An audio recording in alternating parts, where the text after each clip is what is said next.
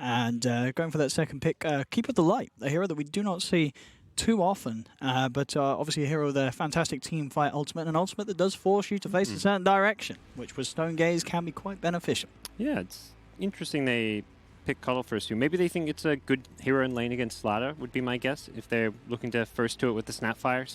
Yeah. That's the only hero they see. So if they're picking Cuddle as something different, because last game they picked Shaker with the Snapfire and, you know, GH Shaker, why not just pick it again?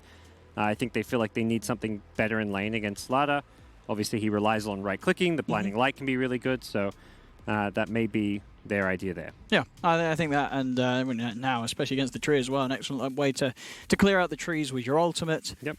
And, no, as I say, also, you've got to remember the mana, right? Topping up the Medusa with that extra burst of mana can be very nice. I got to imagine VP want to ban the Medusa here. I feel so, because I think it really does look like a very sensible opening to just do so once again from Nigma. Unless they feel like they just played really poorly and can, you know, Medusa is a hero you can just overrun. Like, you have a Slaughter Treant, just run at her, get on top of her. You can pressure her a lot, but you need ways to not let her just catch up in the jungle, free farm away.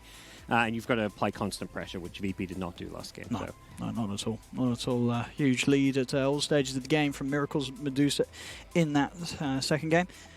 See what other bans there are. I mean, yeah, like banning the Nyx Assassin, a hero that's pretty good at burning the old mana and obviously allowing you to kill the Medusa. They do ban the lifesteal, a bit more of a... No, it makes sense with it. It is very good against these two heroes. And yeah, you're right. Excellent excellent call to move around the map with Slaughter.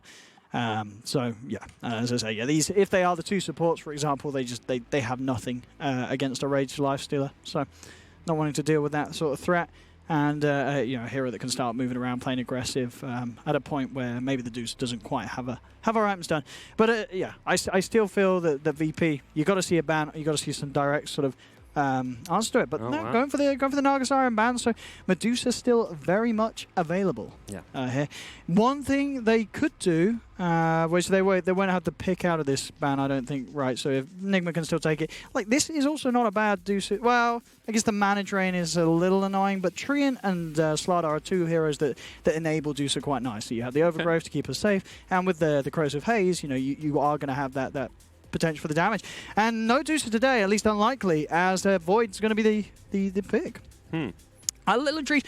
I'm not really sold on Void as a hero right now. I think it's a very hard hero to play. Chronosphere, 160-second cooldown at all levels. You can't buy Nagnum, you can't do anything about that cooldown.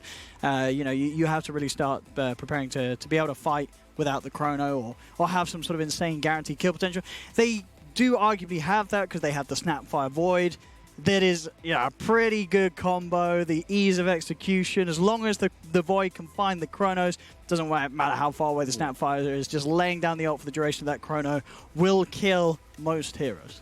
Yeah, maybe thinking they want to have something strong-ish in lane against the Slaughter. You know, fight bashes with your own bashes with the Void. Slaughter wants to right-click you right-click him back, pray to RNG.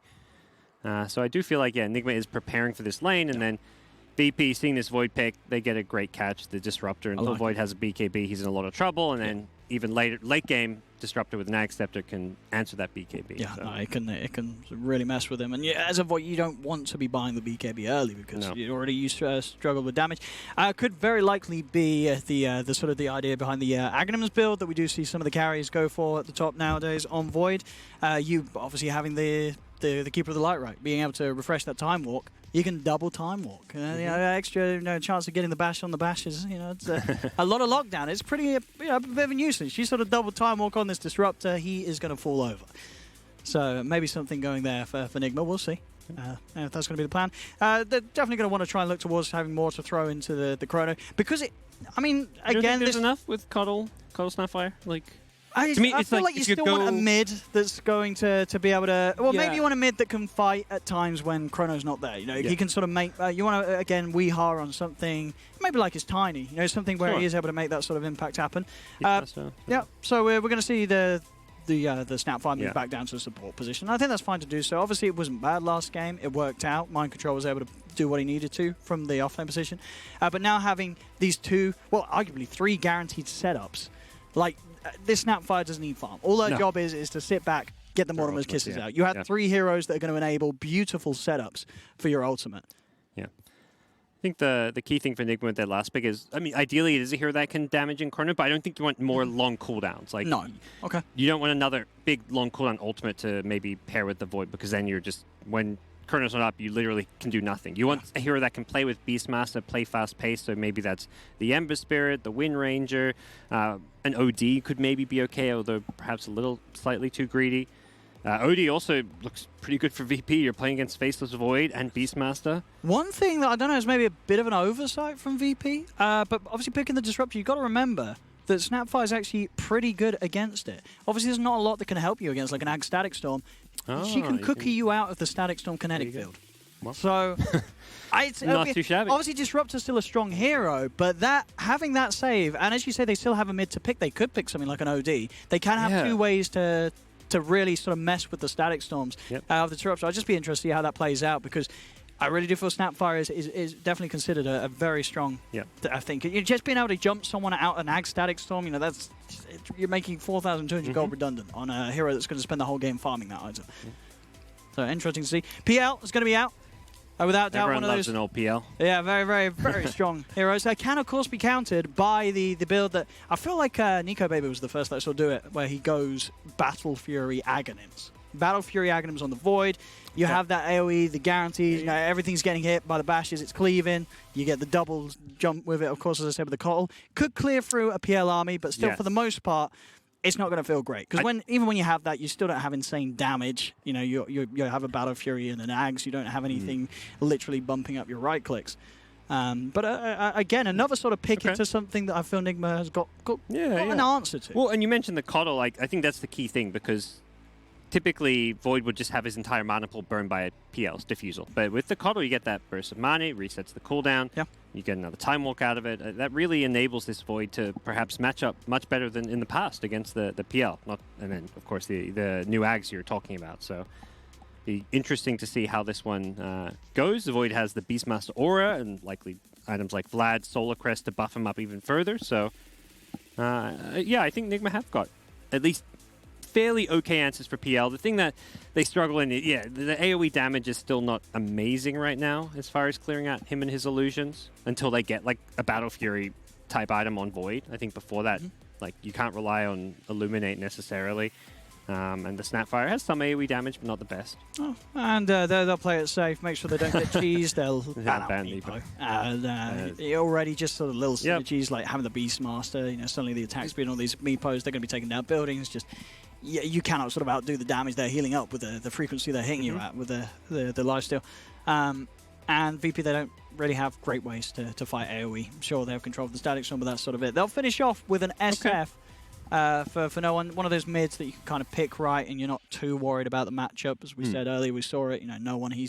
Regardless of how many ganks you pull on him mid, he's going to be able to pull his game back up as an SF. Whatever happens. And he sees these two supports, Cottle and Snapfire, and he's like, well, those aren't roamers. Like, it's going to be more of a pure 1v1 mid, because neither of these heroes really pressures an SF the way a Tiny or a Shaker can. So he's feeling pretty good about his lane, his matchup. Like you say, there aren't too many terrible matchups for an SF. We'll see what Nigma do go for. What we're going to have here for I don't know if you want to play someone melee against the SF. I feel like that's going to sort of make it hard for you. You could go ranged. TA is available. Okay. I could see TA being kind of nice. You know, you have that matchup where you can bully the SF pretty hard on your own. You're not going to necessarily need rotations. You're not going to die in that 1v1. Ooh, at least you should. like Zeus. Going for the Zeus. Well, they've answered for PL. This is one of the best answers. Having AoE magic damage, you just blow up his illusions until he gets like hardened, really tanky items on them. Yeah, and I like it because it is that hero that's going to be able to throw damage in, and also, like as you were saying, it's the hero that doesn't really need to. I mean, sure, the ult is a long cooldown, but you do a lot of damage without your ultimate, right? He can just shoot out so much magical at any point.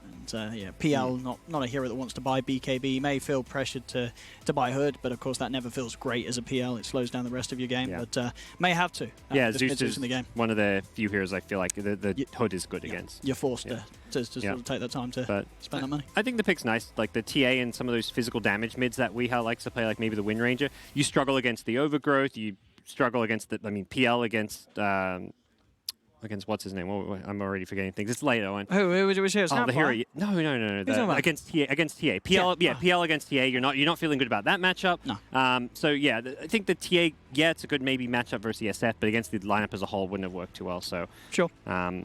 Yeah, I'm excited. See yeah, Zeus well, with Void. I feel like I've combos. not had a chance to see a lot of Zeus. And again, you really are going to be able to spam your spells. You've got the Kotl backing you up. So in those fights, as long as they can keep the Zeus safe, which is mainly going to be having the Snapfire as well. You've got the cookie. You're going to get the talent, give him the heals. So you've got a save in that mind, and Kotl obviously can create this huge area with the blinding light. Yes.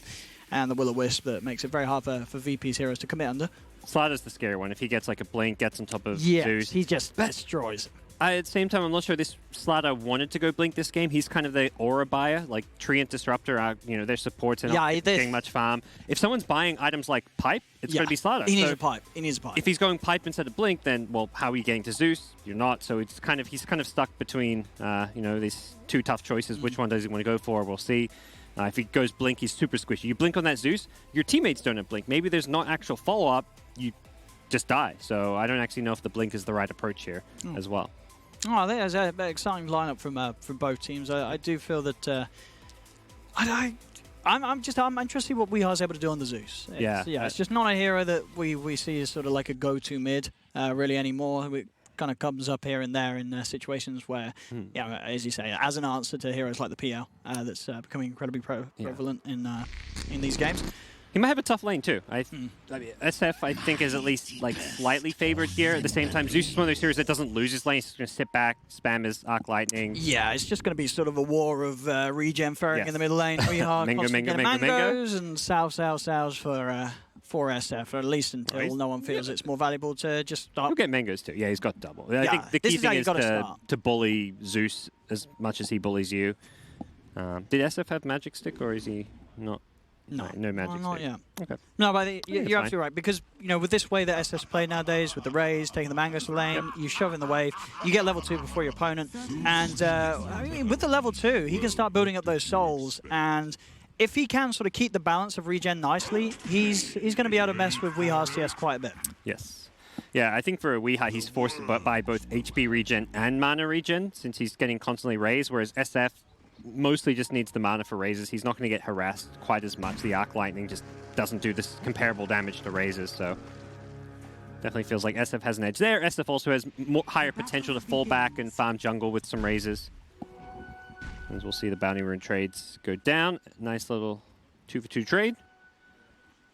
We'll see how the lane's set up this game. Yeah, nothing crazy. I think this is expected lanes for the most part. Perhaps Treant playing safe lane, whereas last game we saw him try off lane. I think, well, he's got no trees here either, so. Solo on the Treant, not Zayats. Wow. Well, it's a little interesting to see. I mean, it gets more pressure on Zayats as the 4 to make those aggressive plays as a disruptor. You do want to give the disruptor that priority and farm this match as his Aghanim's timing. Even though they still have ways to, say, bounce people out of the combo, it's still going to cause issues. And of course, if you find the Snapfire herself in it, it's going to be a very easy kill. And they have great setup. Both the Slardar and Tree with the Overgrowth, or Slardar being on the front lines with the bashes and stuns, can set up the multi-hero follow-ups from the Disruptor.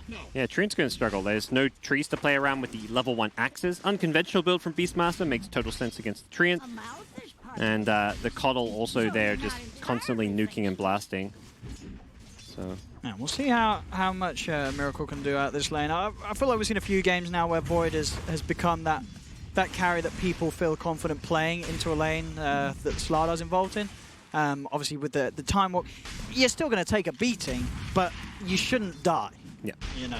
As long as you play it in a way that you're only approaching when you have the cooldown to jump, it's very hard for Slardar to sort of start snowballing in kills, which can happen with a lot of popular safe lane carries right now when they go to a lane against us, the old fish.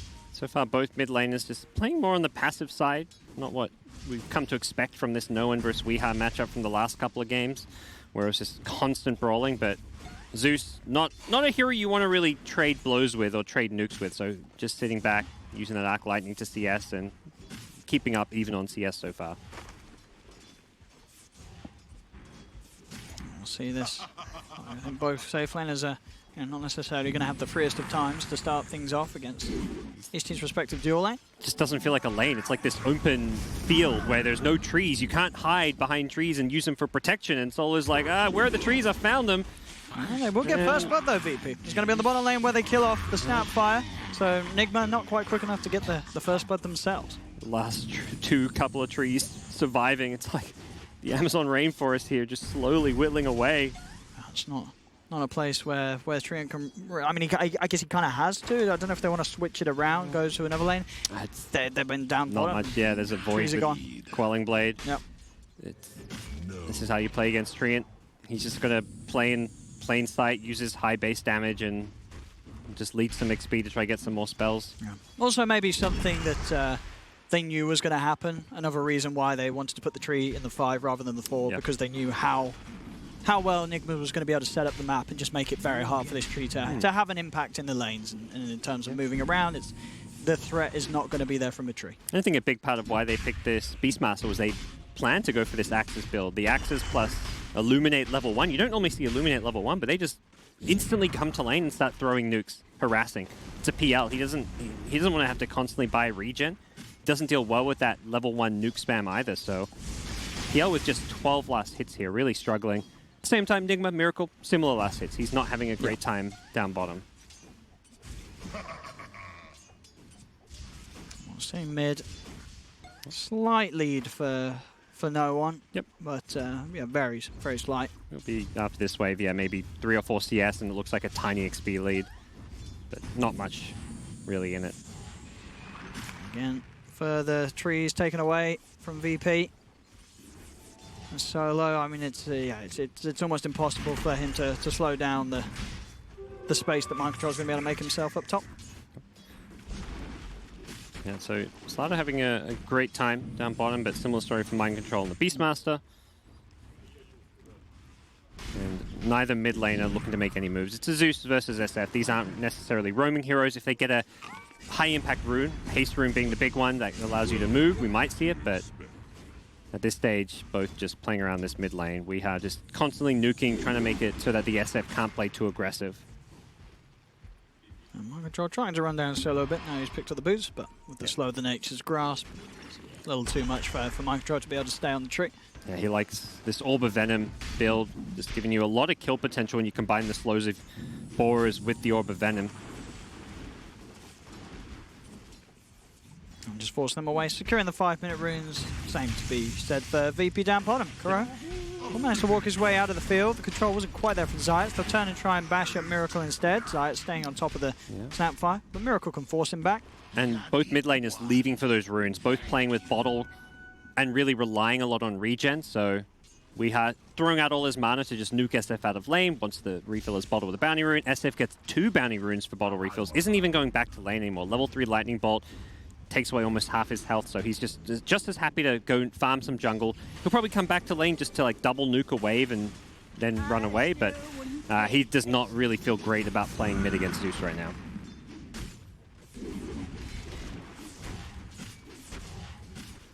I mean, this bottom lane is...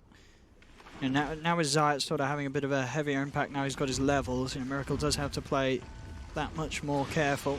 He's out of regen, just relying on the stick charges and his time walk to... Probably Kuro bringing some, yep, has a salve and some tangos. Nice, yeah. He's got the preparations required. Yeah, but a much lower action game. Like the last 2 games we saw Shakers and Tinies, these roaming 4s. This time around, it's a different story. These laning 4 positions, the Coddle, the Disruptor.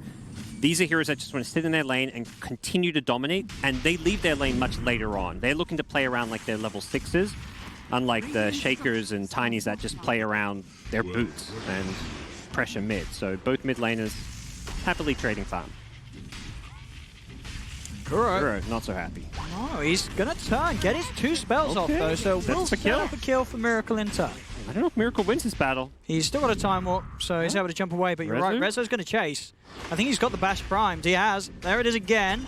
Miracle tries to turn. WeHeart comes in with the TP back upstairs, sticks a pop. Can he kill him off in time? Miracle's getting low, but he will live. He survives. WeHeart's there. He's got his back. Make sure that Miracle wins the duel there between himself and Rezo. Other side of the map, though, Kuman cleans up a double. Yeah. Wow. He got the second kill too in base? All right. I guess the tower last hit or something, and Treant didn't do any damage there. While all that's going on, SF makes the move. He pressures the mid lane in and then instantly makes the rotation looking for Weeha. Yeah. He's got a double raise. I don't think he's going to find a way to get 3 raises, so no kill for no one. And Zayats couldn't quite get close enough to catch him back. Maybe Kuro. Okay. Kuro's got the jump, but he knows that as soon as he's out, Zayats is going to bring him straight back. I don't think that's one of those spells you can disjoint. There were a few added recently in some secret patch notes that you can dodge glimpse with. There were pretty much any sort of the banishes right there. The OD, the Astral Imprisonment, Disruption. But yeah, not that one. Has some pressure on the tower. Solo doing his best to keep it alive with the Overgrowth. Nigma there. They got a hard commit if they want to take these towers. They do bring in Miracle towards this top lane. He's got the Chrono. He wants to use it immediately, aggressively on the enemy carry. Yes, PL's a big kill. The Beastmaster at this point doesn't lane or match up well because PL so high armor. And here we go. Just goes in, drops the Chrono. With the Void. They should be able to secure this. They've got the cookie bounce as well as Kuro. 4 heroes. Chain stun him down. He gets the job done. And that's exactly what you want to be doing, right? You hit 6, you immediately want to make a play. It's, as we say, this incredibly long cooldown nowadays on Chronosphere. Very important that you make the most of it, and that's the way to do it. Turn up and kill the carry. Yeah, he's kind of stuck around too long. I mean, that's 4 heroes top. Like 2 of those heroes bottom go missing. I don't think you should still be farming in lane. It's a very common time and place in the game, 8 minutes in, for the carries to kind of swap up and go to the offlane. So PL should have fallen back either to the jungle or done the same move and TP'd bottom. Just a bit of inexperience there from Kuman. I'll see what no one can set up here. He's in with the invis. He's gonna have to help out. There he goes, revving it up. Perfect position, and they were not ready for that one. The invis rune setting up an excellent move for no one to make. Double kill as he cleans up both cores, not just the offlane, but the carry himself. That's huge. A lot of that Radiant Vision is around that top lane, so I guess they just didn't have vision of that top room where SF gets a very high impact rune to blow open this game for himself. He's at 4.3k net worth, a full 1,000 gold ahead of the Zeus.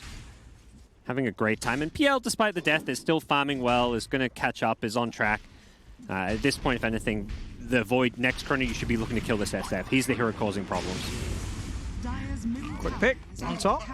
Setups there. We are able to get involved. Go for that bots rush, so he can play as active as he wishes. Yeah, you can. Because it's just so important on this hero. When you're playing Zeus, you know that there is eventually going to be magic resistance, whether it be BKBs, hoods, pipes. You've got to make the most of this period of time where your hero is so strong. Great item to allow you to farm the map and come to fights. The glimpse back. It's not even needed in the end as VP get another pick off.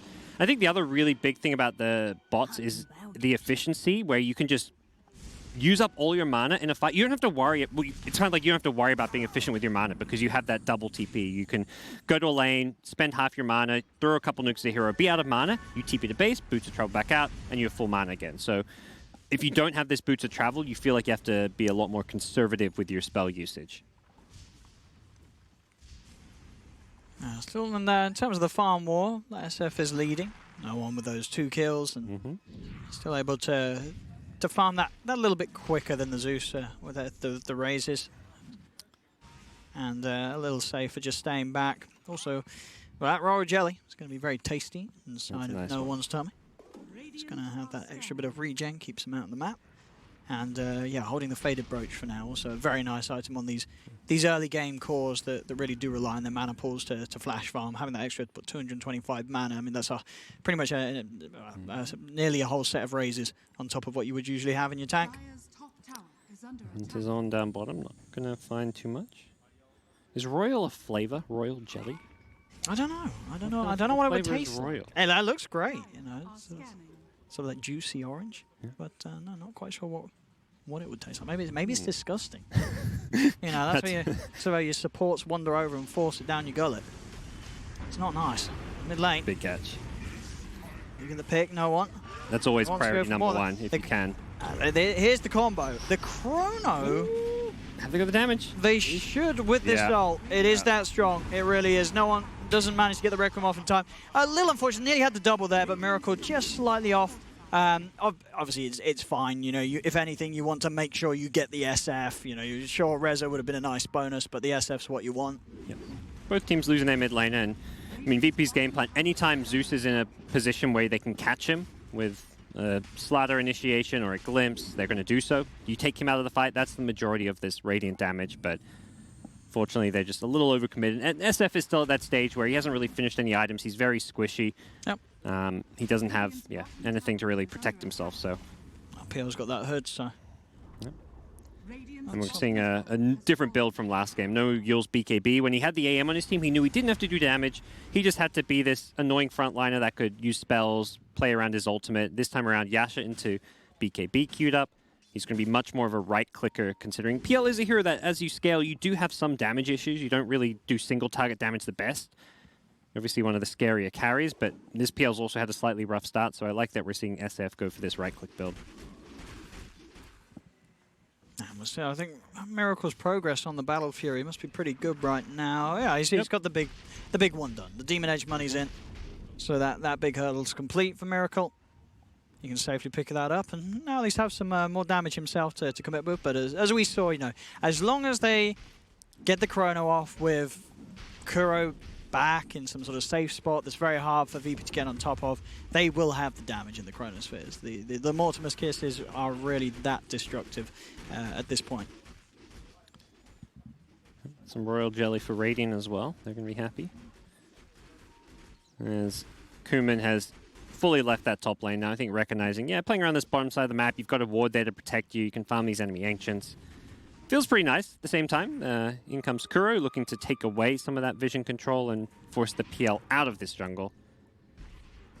With the Zeus, it's so hard to maintain map control.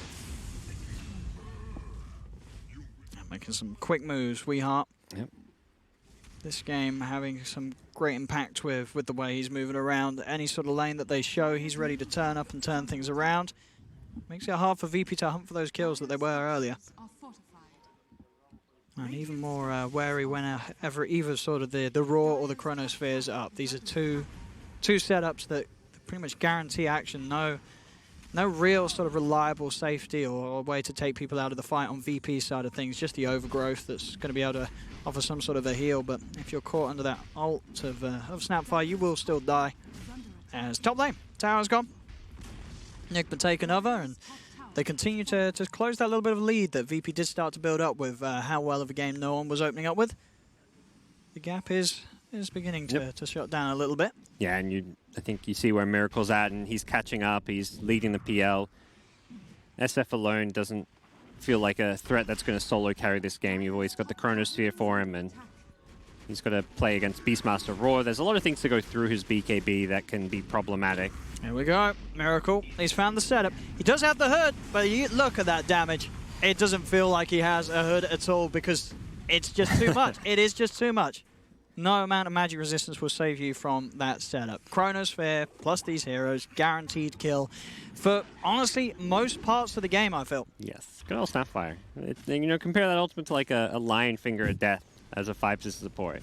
It's like, well, this is just a like full AoE. fist of flying, flaming fury compared to this little stinky pinky. It's quite the difference. I mean, obviously, you know, when you compare heroes, there's a lot of things to take into account, but that's not fun to consider. You know, we're talking about just the ultimates here. Yep. Because that's the fun part. I mean, not fun for anyone who's playing against Snapfire, that's for sure. As Kuro is, you know, he's making sure he's always there. Yep. You know, not the positioning is too hard on a hero that has pretty much a global ultimate, but it's great. You know, Kuro's, the combo's working. It's working nicely. They've got to keep it going because VP's of course do continue to still farm very well. Top lane. There's the setup with the Raw. No one's to the side trying to break things up with the Requiem. We'll push them back, but they've already lost Zayat. They should get mind control here as no one's able to chase him down. One right click will push him over the edge. They get the trade. No one continues to be able to get involved as he is. As we do see further items being picked up. Imp Claw bound for Miracle. I imagine he will be the one that wants to take that for sure. Yeah, not really going to want to let that into the hands of anyone else. So Imp Claw and a Royal Jelly, that's sort of the recipe for a happy carry. Oh yeah, and Zeus another hero that can use that jelly very well, so definitely some useful items coming up for both teams. The Vambrace, kind of a so-so item. Never feel like thrilled when you find this one, but at the same time, it's not like the bottom of the barrel. Actually, well, talking about Van Brace, well, but Miracle for now, at least he's holding on to a Van Brace rather than PL with Nether Shoal. I wonder if he might actually carry that one. I think he definitely does. Yeah. He definitely, absolutely. This game, right, against the things that are killing him. No. I mean, no, he's keeping the lifesteal. I guess, okay. I guess he feels he's already got some. It's what, 20% magic resistance, right? It's that with the hood. I mean, to be fair... I really like that item on PL. Like, no other cores I think it's that good on, but... Okay. Or not many, but... I mean, to be fair, you're probably still going to die to the combo. Or do you think maybe then you stand a chance? If you get the active of the hood out, with that and the Nether Shoal, maybe you live.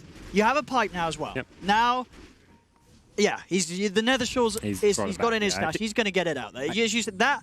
I feel like his team told him, like, because he's the one who found it, and then he sent it back to the neutral stash. Someone's saying... I think his team's like, you should use that. Like, that sounds really good on you. No, definitely. Now they have got the means to make sure that they do not lose their PL straight up in this combo. Yes. Particularly when, like, the alternative he has isn't that good. Like, a Ring of Aquila or something, maybe you feel like, oh, I kind of want that, but he's just got the Vampire Fangs, which is kind of meh.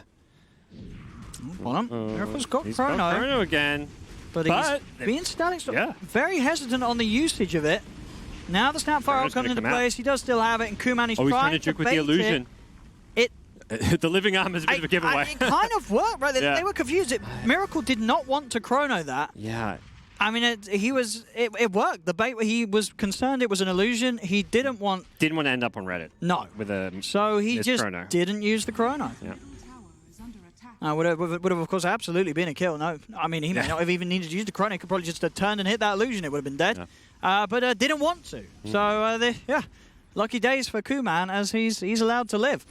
Yeah, I think he didn't quite realize until the living arm was there that it was maybe the real one, and that living but maybe that was the double bluff, living armor on the illusion, and that would be sick if it was a bluff with the the living arm and then he chronos it. These guys are pros, you can't count that sort of play out. They're going Roche, chrono's up. Like chrono's up, but they don't have the Mortimers, which is it's a big part. Of almost a bigger deal. Like you're more likely to contest this with Snapfire ult than Void ultimate, but at the same time, VP little cautious.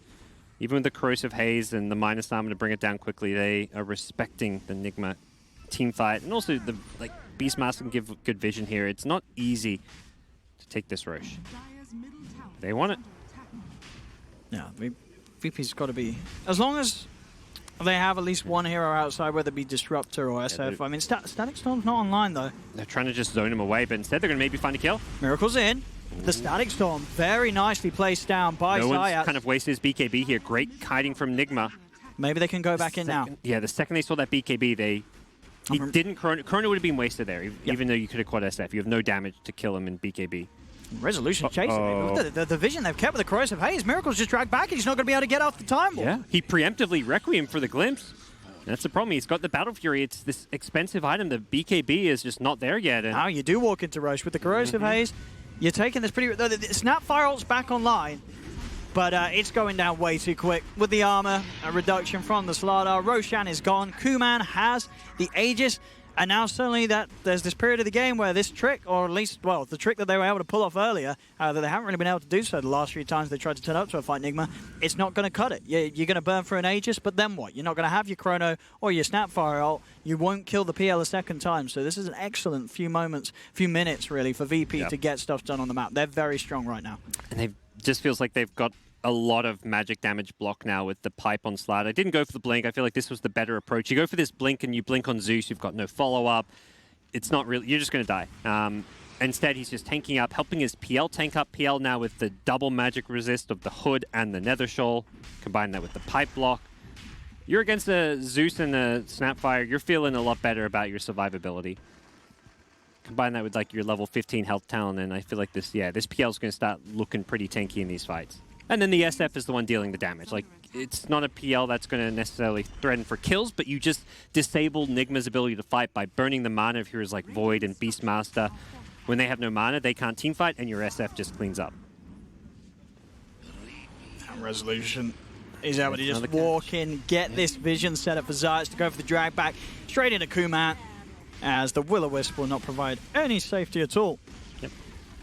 I mean, it's that combo, that vision that Rezo can give. It's going to set up for those pickoffs each and every time. Now with that, he's got the blink complete. So even more catch. This Slada is a huge threat now. Nigma's got to be very careful about who they do show and present when they do try and start some sort of an action in the lanes, because Rezo will be on top of you straight away. Yeah, they use the corrosive haze so well in these fights with the SF physical damage and the PLs. And just finding these nice pickoffs. So tough game for Nigma, who are kind of just going to be forced to play on the back foot. They can maybe get aggressive when the BKB's up on Void. Rezo, he's just running him down. Going straight up to the high ground, see what sort of vision there is behind Weehar. Weehar will be forced back. He's able to break away from the attempt now. And now Kuro turns, Snapfire cookies the creep, stuns up Solo. There's the setup required for Mind Control to get in, slow him down, cut him out with the axes. They get the kill, Nigma. Can they go for more, though? Doesn't look like they can, because Kuman, he's just straight in on the back lines, looking for Kuro. The illusion stay on top of the pushback with a Requiem. It's brilliant, because it makes the whole Chronosphere redundant. They can search for more. They're looking for that vision. He's on the high ground. They will turn and go for Mind Control instead. Drag him back out before he's able to get up to the base. Rezo does miss the Blink Crush. He'll continue to try and chase this, though, as Weehar is so vulnerable when caught out of position. Rezo's just able to run him down, turn his attention towards Mind Control. And that is the thing that's so good about VP's lineup compared to Nigma. VP, with his PL, corrosive haze, they can go whenever they want. Nigma, they've got to take these more carefully calculated fights, and they just haven't been able to get away with them. We're starting to see, you know, when they do miss these combos, they don't get a chrono that guarantees like these core kills. That's sort of all that Nigma have to work with. When these ults aren't available, their lineup is just nowhere near comparable to the threat that VP's heroes bring. Yeah, they just get run out. And that's the beauty of this PL Hood Nethershoal build, is you can't actually do this without these items, because when Chrono and Snapfire Ultimate are down, the Zeus can deter the PL diving, but with all that magic resist, the only threat is Zeus, and all that damage is being blocked. So really clever itemization, and VP understanding that without Chrono, without Mortimer's Kisses, they can just go diving. They are so strong. The Slada with all of his health and magic resistance as well, him and the PL, they're not afraid of anything. They're straight back in. VP know they're so strong. They know there's no Chrono. It's the time to really make it hurt for Nigma. In they go, jump forward onto Miracle. Oh, he's so close to that BKB too. And now they'll just push up to the high ground. They're bullying the tier 3s here in game 3 at 24 minutes, giving sort of Nigma a bit of a taste of their own medicine in game 2, where Nigma were able to advance to the high ground as early as they did. Rezo, he's just diving the base here. He knows that Weehar, as soon as he's on top of him, there's no help, no safety that can be provided for this poor old Zeus. GH tries to TP out, but the Yule's cancel is there. It's a double kill for Kuman. VP are not going anywhere as they'll stay inside the base of Nigma and push on for the bottom racks. Snapfire ults out. They'll turn towards GH. Kuro's got to be careful. If they get on top of them, Kuro's just going to die. Rezo's able to just walk up to him, get on top of the Snapfire. The combos from Nigma are falling apart. It's not coming together. Ultra kill for Kuman. This is the risk when you run those high cooldown drafts. You mess up 1 or 2 times and the game becomes incredibly easy for opponents that are drafted in a way that just, as I say, they're ready to go at any moment of the game right now, VP, and especially now that they're at a 15k gold lead. They glimpsed Void out as he respawned. And he's just instantly dead again. Oh, Zayas, what a player. Yeah, deservedly. Quadruple tip. I think he did the same to the Coddle too when Coddle respawned. Just I wouldn't put it past him. I mean, Zayas is playing. Yeah, well, game 2 obviously was whatever. It was tough. But game 1 and game 3, Zayas on his Shaker in game 1, Disruptor this game 3. I mean, you know, he's just sort of that player that sort of thinks that that extra thought that makes opportunities happen where other players wouldn't see it. Yeah, I mean, it was a dieback on the Coddle that he caused, and then he gets the Void on respawn. Void, who was 200 gold from BKB, dies twice, loses 4 racks, and game's kind of just over off of that. Fantastic play from him. Rezo as well. Rezo, to me, has been the MVP this game. He's the one who's led the charge every single time when those ultimates are down. He's basically acting like the shot caller. Like, I mean, we don't know what the communication's like, but the way you see them play and who's charging in and having his team follow him, it's always Rezo. He understands when they're strong, when to fight, and he's never overcommitting. Oh, this game has just become... Again, we sort of saw in game 1 and game 2, you know, 25 minutes in, all 3 games have really felt like they've just fell to a position where it's hard to see a comeback. But for Nigma, their lineup definitely has it, because there's always that, well, maybe VP will hold hands, walk mid, and you get a 5-man Chrono into a 5-man Mortimer's Kisses. But it's a very small maybe. VP's not playing in a manner where they're going to lose out to that sort of misplay from themselves. No, they're just doing whatever they can. Miracle, who still does not have his BKB, a good 3 minutes later, is desperately trying to find whatever coin he can. Should be able to finish it up here. But yeah, it just feels like even with the BKB, without Chrono, he's got nothing. He's got one team fight with Chronosphere, and then what happens? VP just either take Roshan or just run at your racks. Yeah. It's just rough because you're literally just a Chronosphere machine right now. Yeah. You have no impact outside of that, and you know you're playing around a spell that has such a ridiculously long 160-second cooldown. It feels like if you use it, you might just lose the game right after. Yeah. But if you're not using Chrono, how are you winning this game? So very tough position to be in. And I feel like, you know, for he didn't have a bad start. Great bots timing, moving around, but one of the reasons why, you know, Zeus is just, it's a rough hero to play. When you start falling behind, when these items, you know, you're sort of easily countered by items, maybe with the addition of the jungle as well, and the fact that a Nether Shield might crop up, you're countered even more. And against cores, you know, specifically PL and Slaughter, they get on top of them easily. Miracle's looking for the setup, but there's the jump in already. Resolution forces some action as he goes in, commits. Miracle is turning with the Raw, Snapfire ult. They do get the one. The Chrono will clip the second. So it gets two, but it doesn't get the cores. So now no one in Kuman, they can look to try and fight. Finally, they'll kill off the Disruptor. But now what else have Nigma got left in the tank? They've used their ultimates. Buybacks are coming out. VP know that they just have to turn, force this back into the faces of Nigma, as there's nothing else for Nigma to play with. Yep, the second Chrono's down, you can just win the game. That's what I was saying, where it feels like if you use Chrono, you could lose the game. Doesn't matter if they could have killed an SF or killed some cores there. Whoever dies is just going to buy back and go look for Mega Creeps. Yeah, they're coming in with a buyback, but this Corrosive Haze, whoever it's upon, they just die immediately. Miracle's caught up by the stun, does manage to get the time walk out. It's a triple buyback for Nigmas. They're trying to hold, but Kuman just stays on top of Miracle. Diebacks are happening. This game is done and dusted. This series is over. GG is called. A double ultra. That's nice. A little bit of balance there for both of the cores. No one and Kuman cleaning up. But yes, with this game 3 done and dusted, that's VP taking the series 2-1. Both their victories, game 1 and game